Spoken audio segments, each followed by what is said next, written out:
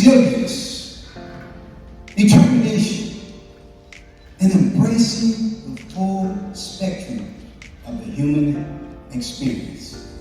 How many of you have faced a moment of hardship only to discover that you are your own rescue? In 2003, I was living in New Orleans, Louisiana.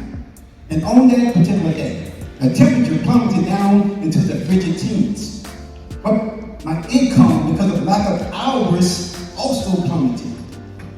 I returned home that evening only to discover that my electricity had been disconnected. As a single parent, my son, he looked at me and he said, "Dad, what are we gonna do? I'm cold." I took my son for a drive because it was the only one that I could afford for him. We found ourselves parked behind an old abandoned warehouse. And as I was sitting there contemplating on what I was going to do next, tears began to well up in my eyes. And I looked at my son and I said, "Son, Daddy is sorry." My son, in his 8-year-old innocence, he looked and he said, Dad, please don't cry. Dad, please don't cry."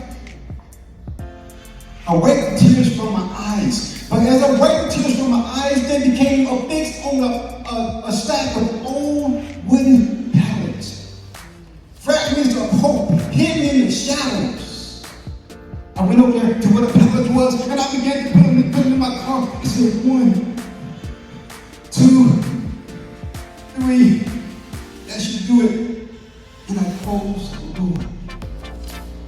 As I returned home, I began to break those pallets up into small pieces.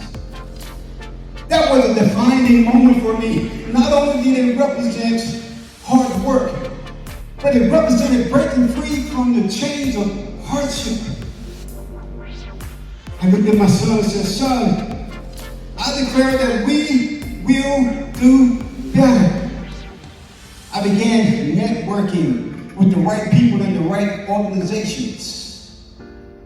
I found my voice and I became a speaker, a coach, and a 3-time international best-selling author. And I declare that I would never give up. And you can do the same. Why? Because you are your own